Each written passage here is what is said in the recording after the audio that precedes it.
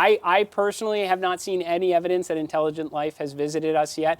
But I think it's certainly interesting and certainly part of our job to go out and answer the question, are we alone? And you think that there's what did you say, 90%? Oh, I think if you bring samples back from Mars, be clear, these are not moving around samples, like that you would get, better than a 90% chance that there was at one point microbial life on Mars. Okay, so you're not keeping it back there in that building. No. There's nobody walking around. There's nothing growing green around here. I've been looking at it, and I haven't found it. One of the astronauts that you just name dropped, I believe the female member of the team, Christina Koch. Christina, she's going viral right now for talking about the moon base and how the moon base is necessary to get us to Mars. Yes. And that's the best chance that we have of potentially finding life out in the wide universe. What's your take on that? Do you believe that there's life out there? Oh, look, I think I have like a slightly different take on this one, right? I think most people, if you ask them, at the night sky, they look up and see all the stars and they're like, okay, well, that's one galaxy. There's 2 trillion galaxies, and how many stars are there? And how many of them have exoplanets in a Goldilocks zone? Yeah, sure, surely there must be life out there somewhere. I would say there is a chance there could be life out there everywhere. If we go, now, it doesn't mean it looks like us. It doesn't mean it has the tentacles like you have in the movies. But I would say if we can get to Mars and we can bring samples back, I'd put it at a better 90% chance that we could prove there was some microbial life on Mars. Now we have a mission called Europa Clipper going to the moon of Europa, where we think there could also be biosignatures. We are launching a nuclear-powered octocopter in 2028 to go explore Saturn's moon of Titan. Now, what if you find biosignatures there? It changes the whole equation from looking up and saying, well, the odds would say surely it's out there somewhere, to what if in our own solar system it could be everywhere? That would be, I think, it would be the most like consequential discovery in human history, right? And that's what we do here at NASA. We go out and try and unlock the secrets of the universe. What's an octocopter? Oh, this thing is cool. It looks like the drones that you'd see, like, I don't want to say like the kind of drones that your kids would play with, like more like the professional drones for like filming a movie, except it's nuclear powered because we got to send it to Titan, and it is going to fly around and search for signs of life. So it's going to get to Titan and it's going to be able to like drone the planet. Yeah. That's so the moon. awesome. Yeah, exactly. That's so unbelievable. The vice president made a lot of news sitting across from me a couple days ago saying, yeah, I mean, I totally agree that there's aliens. They might be demons. Well, what do you think about that? Well, look, I did catch that, and I love that the vice president is so interested in the subject. I mean, like, space captivates everybody, right? Yeah. I mean, what kids don't look up at the night sky and wonder about the possibilities? I mean, that's why I think I have the greatest job. I'm very grateful to the president for giving it to me. So, again, I think that our job is to go out there and try and solve some of the mysteries that we've all been thinking about. I do think when you bring back samples from Mars, you've got a very high probability that there was microbial life there. I do think missions like Europa Clipper and Dragonfly will have good chances to increase our knowledge, right? And then you've got missions like the Habitable Worlds Observatory.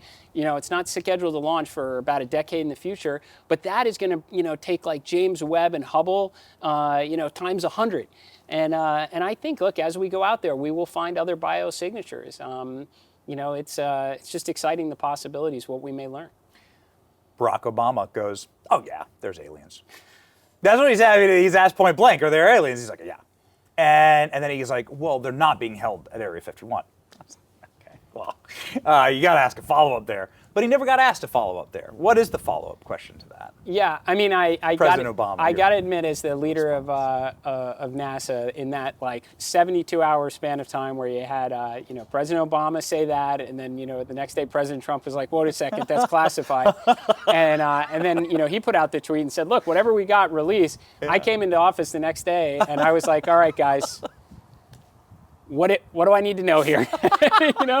And I think it's interesting. I absolutely applaud the president in getting whatever data that we have out there. And I'll tell you, I've looked into a lot of this. You have everything from like weather balloons that get, can get tethered to a ship and move around wildly in the wind, and you get the right camera angle on that. You've got commercial airplanes way out. You have flares that are fighter jets, punch out, as part of their training maneuvers. There's a lot of things that are explainable, and there's a lot of things just by virtue of all the cameras that we have out there. They're on like everybody's doorbell camera that you see some things at times, and like this is why we have a lot of smart scientists that are exploring it. I personally have not seen any evidence that intelligent life has visited us yet, but I think it's certainly interesting and certainly part of our job to go out and answer the question, are we alone?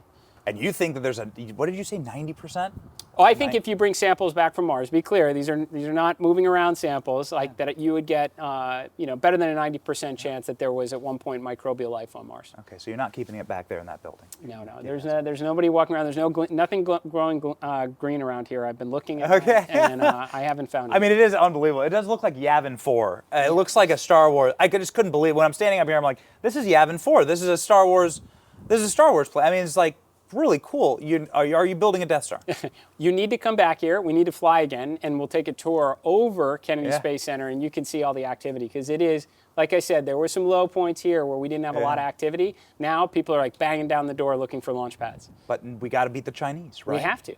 That's the point. Right? We have to. The point is Western civilization, the free market, and the ability to defend ourselves and beat the Chinese.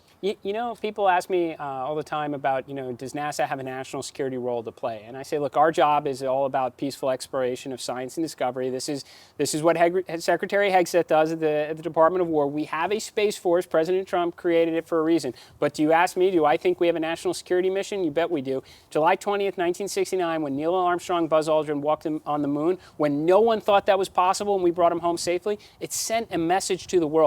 What else is America capable of doing? And maybe I should think twice before I encroach on anything of their, of their sovereignty, right? Well, the inverse is also true. You make promises for 35 years that we're going to go back. Now, President Trump is the first president since the Kennedy era that's taken a meaningful step towards actually achieving those goals of getting back to the moon. He created the Artemis program. He certainly created the Space Force. He gave me the national space policy and the funding from the One Big Beautiful Bill to get it done. But if you don't get back before the Chinese are able to get there, well, it says that something is broken. And it's an invitation to encroach on American interest across all the most important technological domains. I remind this of our workforce, our commercial partners. We absolutely have a role to play, and the consequences of coming up short, are very hard to calculate.